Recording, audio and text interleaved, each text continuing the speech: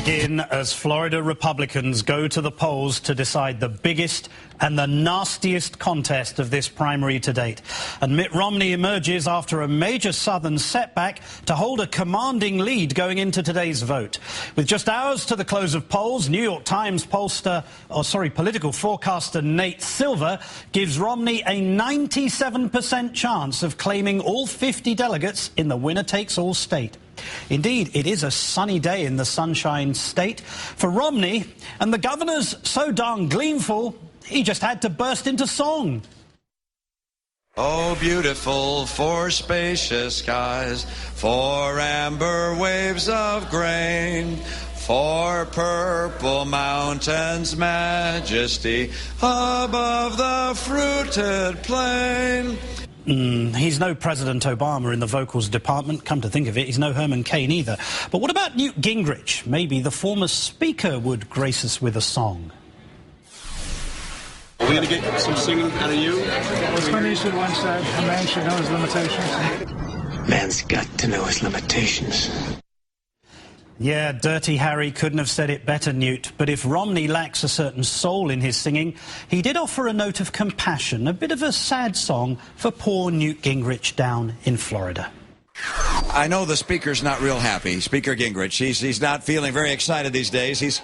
I know, it's sad. He's been flailing around a bit, trying to go after me for one thing or the other, and you just watch it and you shake your head. It's been kind of painfully revealing. It is a bit sad, but who could blame Newt for being downcast? Not only has he gone from being way ahead to way behind in 10 days, now one of his biggest boosters is waffling. If you were voting tomorrow, you would vote for Newt. Am I interpreting that right or not? Yeah, I'd keep the process going. That doesn't mean that I'm out there only boosting one candidate. I'm going to continue to say good things about every GOP candidate. What? Good things about every candidate? Thanks for nothing, Miss Palin. Well, at least Newt's still got Herman Cain in his corner. Right, Herman? I could be very comfortable with Mitt Romney because, look, if you look at Mitt Romney and Newt Gingrich both, one has some negatives that are going to be attacked. The other has some negatives. The only difference is what negatives are going to be attacked. The only difference is the negatives. That's how you talk about the man you've endorsed for president? Remarkable. Fine, then Newt can launch his own campaign of destruction. Have no doubt about it.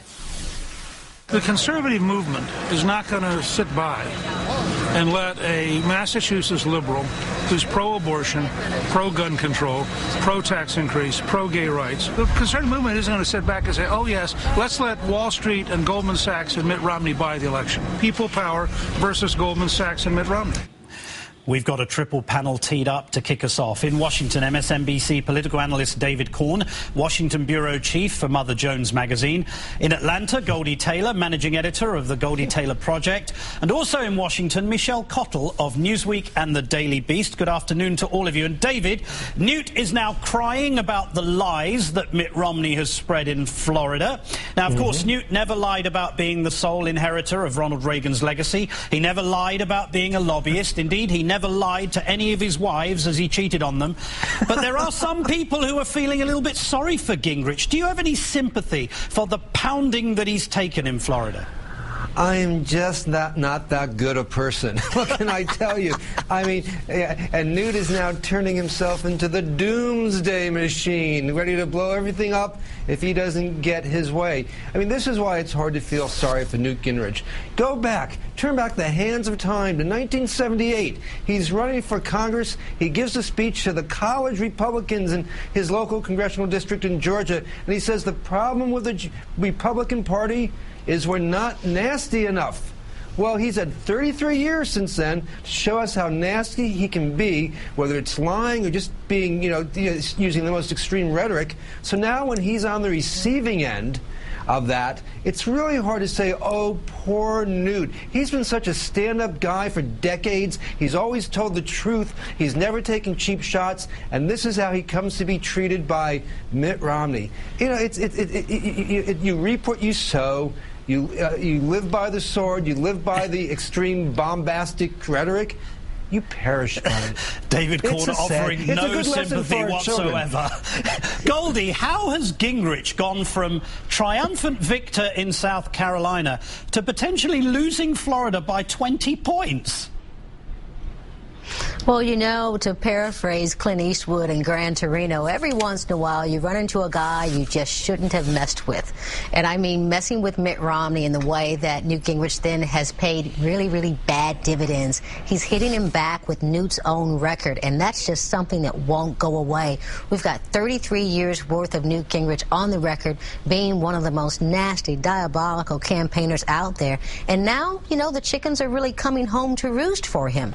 I think at the end of the day, it's going to be a very difficult day for Newt Gingrich today, but a very, very difficult February ahead. I just don't see where he wins in any of the primaries, any of the caucuses, or even the beauty contest happening in Missouri. I just don't see the path forward for him. Gosh, terribly negative. Michelle, Newt has been complaining about being outspent, yet his campaign has just announced they raised $10 million in the fourth quarter of last year and $5 million this month alone. Do you think Newt is mistaking the fact that, frankly, the vast majority of voters just don't like him?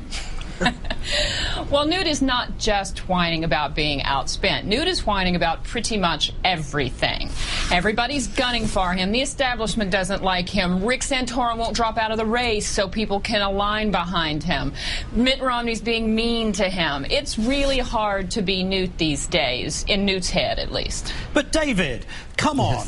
Newt has a point, doesn't he? He is fighting for what he would deem to be the legacy of Ronald Reagan. We all know that Mitt Romney changes his positions more times than a Hindu god.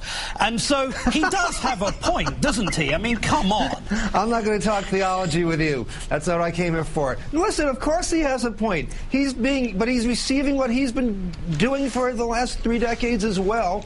And if he thinks that he's not a flip-flopper on, you know, the Paul Ryan plan, on sitting on that wonderful-looking, comfortable couch with Nancy Pelosi and caring about climate change, and, you know, and attacking Barack Obama for being born in Kenya or having a Kenyan sensibility. I mean, that's the whole thing here. The attacks that are coming against Newt, while nasty, a lot of them happen to be true. He just can't admit that. So, you know, so it's what's good for the goose is good for the gander or the Newt. But Goldie, after tonight, only 5% of GOP delegates will be awarded. Even if Gingrich is wiped away today in Florida, he still has something to go forward in February with, doesn't he? Oh, sure, and I think that's Mitt Romney's worst nightmare. That's the GOP establishment's worst nightmare, is that Newt is the gift that will keep on giving, you know, clearly through February, even though he can't win, and clear on, you know, up and until Super Tuesday. I think he's right that he's going to take this, you know, into the Republican convention in Tampa, you know, this year. But a broker convention, I don't think he's going to get that. I think, you know, he's just on a payback and a vengeful move here. I think that's the long and short of it. But Michelle, don't you think Newt is bound to feel positive about the South? There are a number of states there, of course he's from Georgia himself, that are likely to take Newt's message and run with it again, aren't they? I mean, I don't think that it's impossible for him to collect a fair number of delegates. Right. I mean, what you do wind up with, though, is as the momentum gets behind Romney, Newt will have a harder time with fundraising, and he's going to have a harder time with pressure from, you know, the delegates and the superdelegates to get out of the race. I mean, there's no question the longer he goes on with the particular kind of campaign he's running. I mean, this isn't just vetting of Romney. This is full-on abuse of, you know, of these two guys are just wailing on each other.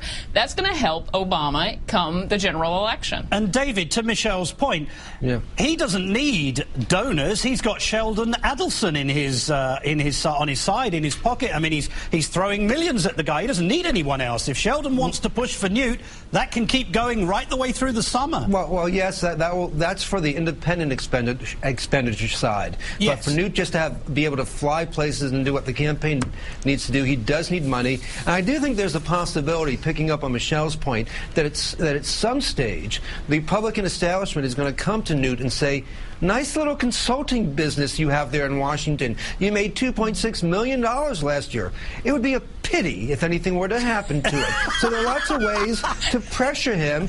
And, you know, everybody always says, I'm in it to the end, I'm going to stick it to the end, and then the next day they pull out. I'm not saying he's going to pull out tomorrow, but his threats, like everything else he has said for 30 years, you know, aren't to be taken seriously all the time. David Corn describing the Republican establishment as the mafia. Thank you so much.